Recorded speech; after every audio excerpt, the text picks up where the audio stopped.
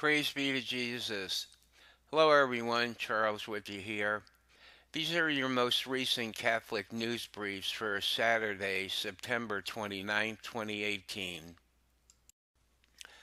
Father Bern Hagencourt, S.J., the managing editor of Vatican News, has criticized Pope Francis for rebuking sex abuse victims when he visited Chile. He should not have done that, says the priest in a September 18th report by the German bishop's website.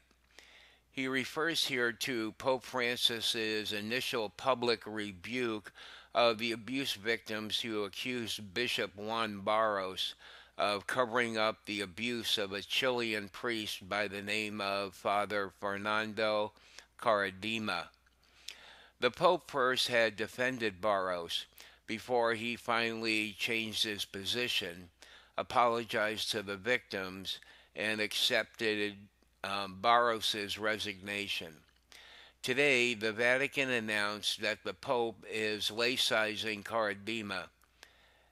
Hagencourt says that he and his colleagues were blown away by how off the mark the Pope's action was.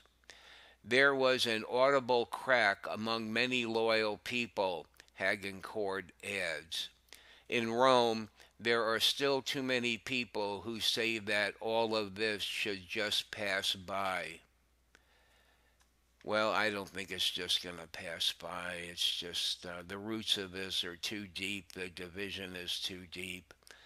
And it just shouldn't do that anyway, I mean, justice has to be served, and the church isn't any closer to confronting and bringing to justice those priests, bishops, and cardinals that have been involved with childhood sexual abuse, abuse of teenagers and seminarians, and those that were complicit in cover up.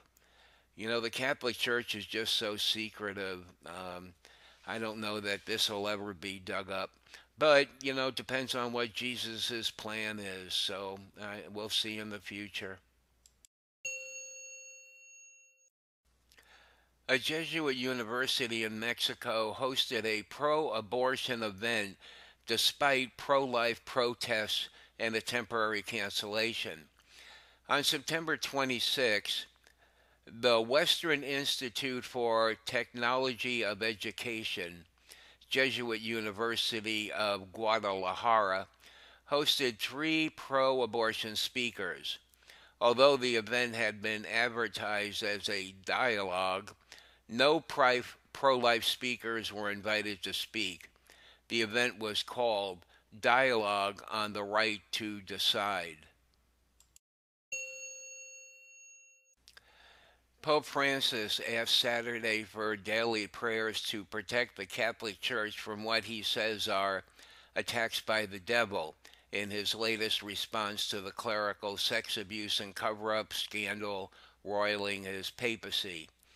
A Vatican statement appeared to be an indirect response to accusations that Francis himself and a string of Vatican officials before him were complicit in covering up the sexual misconduct of a now disgraced American ex-cardinal. The Vatican said Francis had asked for Catholics worldwide to unite and pray the rosary each day during October to protect the church from the devil, who is always looking to divide us from God and from one another. At the same time, Francis asked for prayers so the church becomes even more aware of its guilt, errors, and abuses committed in the present and the past, and is committed to combat it without fail to prevent evil from prevailing. Francis identified the devil as the great accuser who roams the earth looking for ways to accuse. The Vatican wouldn't say if Francis was referring to its former ambassador, Archbishop Carlo Maria Vigano, who has thrown the papacy into turmoil by accusing Francis of rehabilitating ex-Cardinal Theodore McCarrick from sanctions imposed by Pope Benedict XVI over reports he slept with seminarians. Vigano accused more than 24 current and former Vatican officials, as well as a host of U.S. bishops and papal advisors, of being part of the cover-up and called for Francis to resign over the scandal. The statement of whistleblower Vigano is evil and comes from evil, according to Cardinal Pedro Barreto, SJ 74, of Huancayo, Peru, answering a question during an interreligious meeting for equitable and sustainable development in the Buenos Aires five-star Sheraton Hotel. He added, "Even though I am among you, Argentinians, who know Francis better than I do, I say that Pope Francis will be able to advance 1 centimeter, but he will not go back a millimeter." A former Boise Catholic priest has pleaded guilty to child pornography charges as part of a plea deal. News outlets report William Thomas Foucher pleaded guilty to 5 of the 24 charges against him, including distribution of sexually exploitive materials, possession of sexually exploited materials, and drug possession. The other charges were dismissed. The Idaho Statesman reports Foucher, who will be 73 next month, told the court he sent an email that contained child pornography while in alcohol-induced depression and while being affected by dementia. Prosecutors say it wasn't one drunken mistake and that more than 2,000 photos and videos depicting child sexual abuse were found on Foucher's computer and phone. Foucher remains jailed on $1 million bail. He is scheduled to be sentenced December 20th.